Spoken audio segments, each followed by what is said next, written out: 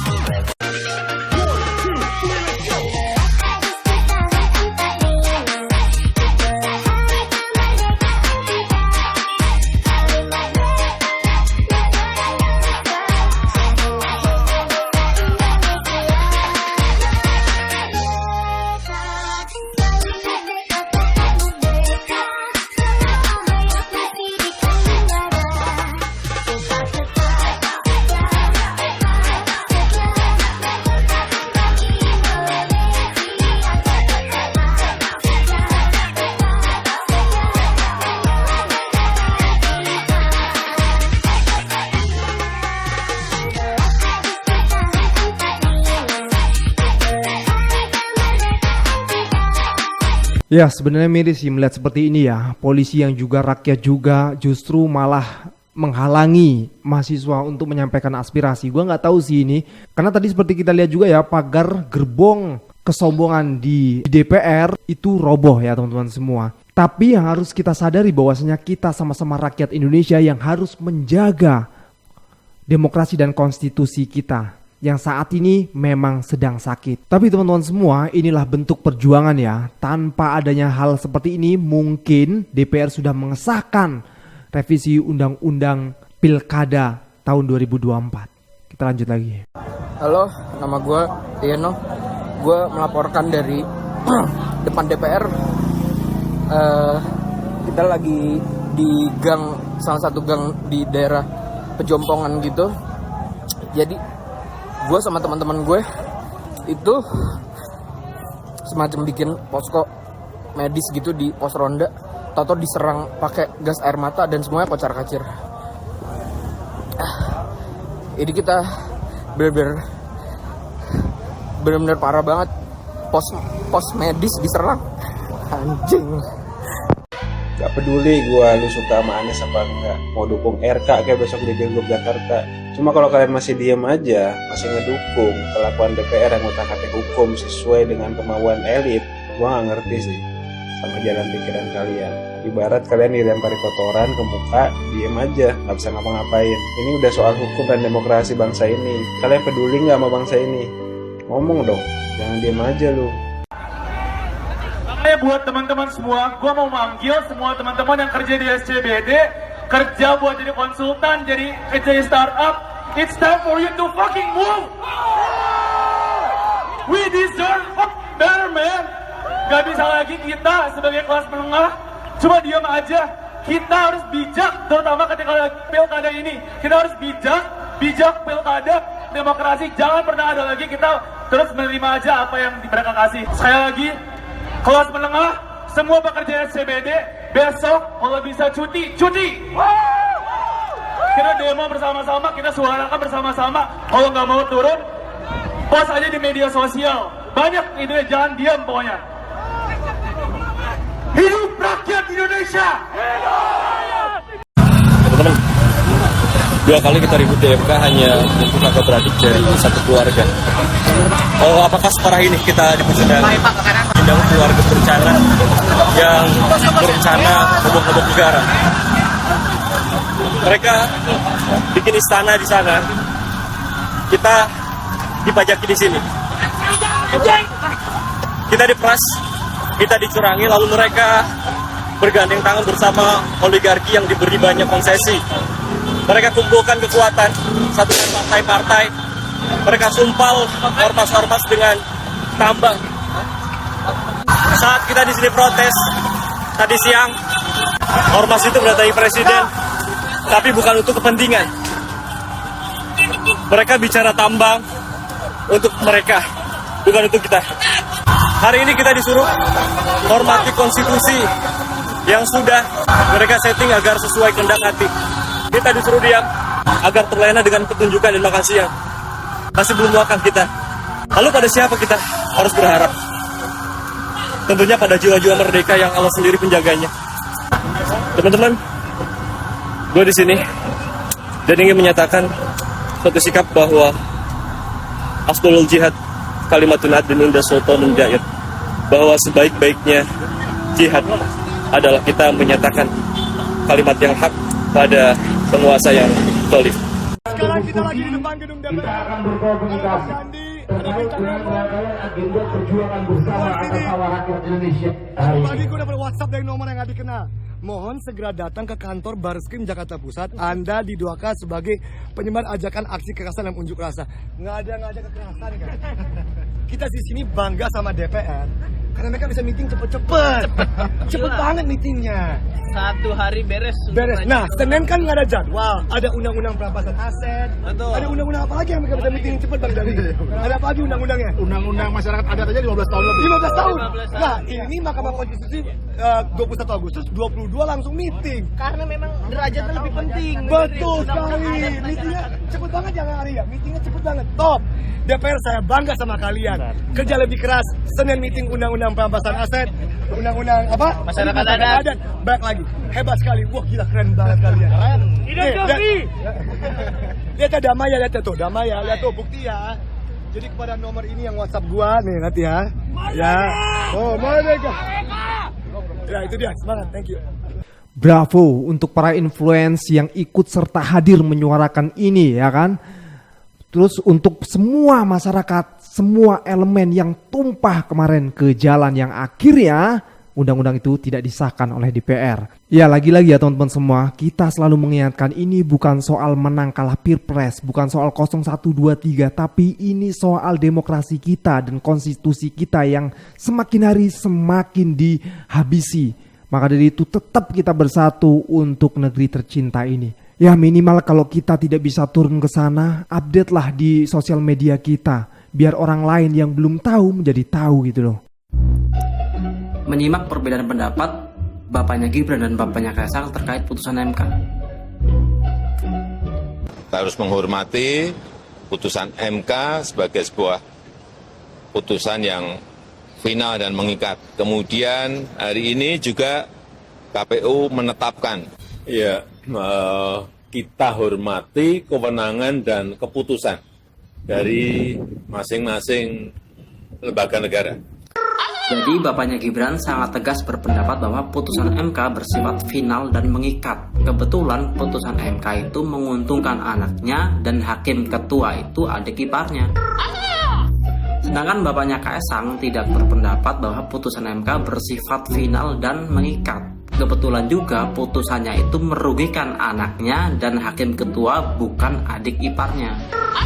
Kita bisa maklumi kedua pendapat yang bertentangan tersebut dari sudut pandang seorang bapak dan kakak ipar.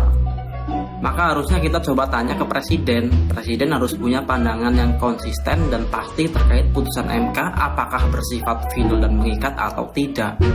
Nah, sialnya kebetulan juga presiden kita itu bapaknya Gibran dan bapaknya Kaisang. Nina Gundono, lu stop ya, jadi Nana Mirna wannabe. Lo tahu satu perempuan Indonesia nih, gak ada yang iri sama lo, gak ada yang iri sama stroller mahal lo itu, gak ada yang iri sama roti 400.000 lo itu, gak ada yang iri sama jet pribadi lo, gak ada yang iri bahkan lo keterima S2. Ih, kasihan banget. Justru satu Indonesia tuh kasihan sama lo, masa di saat perempuan Indonesia nih udah punya standar pasangan hidup yang tinggi, masa lo masih milih laki-laki umur 30 tahun, belum 30 tahun, yang masih dicariin kerja sama bapaknya? Apakah laki-laki tersebut tidak punya kapabilitas untuk cari kerja sendiri? Apakah karena bisnisnya tidak ada yang jalan? Menurut gue stop ya, update kampus lo itu social justice, mana justice-nya nggak ada. Menurut gue buat Mbak Irina stop pakai Instagram eksklusif something biar orang-orang pada bayar lihat konten lo. Stop ya Irina, lo itu cuman mbak-mbak Jawa mediocre yang privilege, yang kalau lo nggak nikah sama Widodo Dynasty, lo tuh bukan siapa-siapa. Hidup lo gak menarik. Demi apapun gue mau nangis. Gue gak pernah ngerasa sedih tipu ini sama orang yang udah gue pilih 2 kali. Lu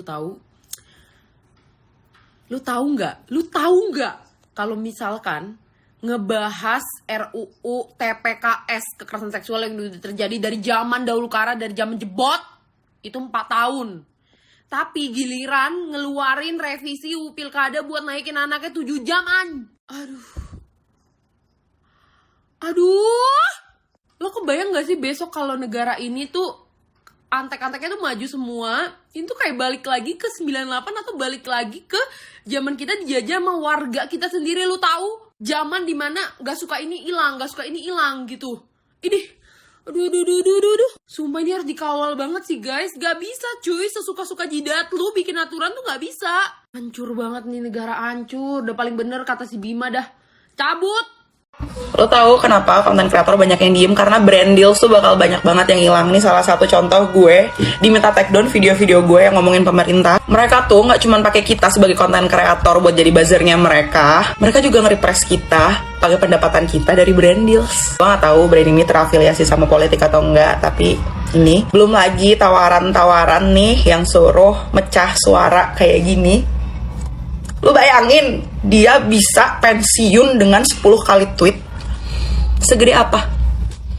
Itu duit rakyat, itu pajak. Lu bayar kerja, lu dipotong pajak. Lu makan, kena pajak. Rumah lu bayar pajak. Kendaraan lu bayar pajak. Semuanya bayar pajak. Buat bayar buzzer. Lu masih gak sadar. Negara lu lagi gak baik-baik aja ini. Lo aneh. Bayangin seberapa gede tuh konten kreator yang waktu pemilu tuh berapa banyak. Lihat Desta ikutan nongol nih biru-biru, dia ngeposting ini juga. Ya nggak apa-apa sih, ya udah gue anggap aja dia udah sadar dengan apa yang terjadi. Yuk, yang kemarin mungkin nih kalian baru sadar, nggak masalah, nggak usah tinggi-tinggian ego. Udah ayo kita kumpul bareng-bareng, kita suarakan kalau misalkan negara ini nggak baik-baik aja. Gue mau orang biasa, apa sih yang bisa gue lakuin? Bisa, lo bisa bersuara. Dinamika politik kayak gini emang ngaruh sama orang-orang kayak gue. Ngaruh, apalagi lo orang-orang yang di middle class. Lo ngaruh banget. Lo tahu 8 juta orang middle class turun kelas. Emang negara ini lagi ngemiskinin kita. Orang-orang tetap dibikin miskin biar bisa dikasihin bansos. Orang-orang kaya dikasih kursi biar diem. Kita yang di tengah pencet, tau nggak? Lu pengen banget pindah negara, tapi gue sayang banget sama Indonesia. Lu bayangin perjuangan pahlawan-pahlawan lo bikin negara ini merdeka, lu suruh ngejaga ini negara malah kayak gini sama keluarga lu. Yang bikin gue marah lagi apa? Nih, mantunya jalan-jalan pakai private jet, makan roti 400.000. Guru honorer 300.000 dibayar per 6 bulan. Tondef, tau gak? Lo gak capek ngeliat semua berita. Kalau lo gak kuat baca berita, lo gak capek ngeliat apa yang di sosial media. Masa lo gak sadar? Panjang umur perjuangan, Tuhan selalu bersama kalian yang turun ke jalan. Akhirnya kekhawatiran kita tentang upaya pembegalan putusan MK oleh Balik DPR RI terbukti. Jadi Balik DPR RI mengaborsi putusan Mahkamah Konstitusi yang bersifat final and binding, final dan mengikat, dengan melakukan revisi Undang-Undang Pilkada yang setahu saya sebenarnya tidak ada di dalam prolegnas. Jadi begitu putusan MK keluar, ada kekuatan di DPR yang kemudian menggalang revisi Undang-Undang Pilkada itu untuk membatalkan putusan MK. Ini adalah penggunaan kekuasaan yang sangat telanjang, sehingga lembaga seperti DPR RI malah digunakan untuk melawan putusan konstitusional oleh Mahkamah Konstitusi. Jadi beginilah demokrasi kita hari ini. Mereka tetap ingin banyak kotak kosong, mereka tetap ingin anak dengan otak kosong tetap hanya melawan kotak kosong. Jadi itulah kondisi kita hari ini. Silakan Anda dinilai partai-partai yang mendorong proses perlawanan terhadap MK ini. Apakah memang mereka adalah partai-partai yang berpikir untuk rakyat atau tidak? Seharusnya Balik itu main cepat mengeluarkan undang-undang terkait urusan-urusan rakyat. Petani, nelayan, buruh, kaum miskin, ya, para pensiunan dan sebagainya. Kok malah bikin undang-undang baru untuk melawan putusan MK? Sungguh tidak masuk di akal, sungguh sangat telanjang perlawanan moral dari Balik DPR RI tersebut. Bukan perlawanan moral, perlawanan politik. Mohon maaf, ya. Jadi silakan rakyat Indonesia menilai sendiri dan silakan bersuara dan bersikap sendiri. Inilah demokrasi kita hari ini, demokrasi tirani, diktator mayoritas, dan menghamba pada dinasti kekuasaan. Begitu saya kira, silakan Anda semua bersikap bagaimana baiknya. Merdeka! Tetap semangat ya guys, kita kawal terus putusan MK. Oke teman-teman semua, sekian dari gue Prayoga Muhammad. Wassalamualaikum warahmatullahi wabarakatuh.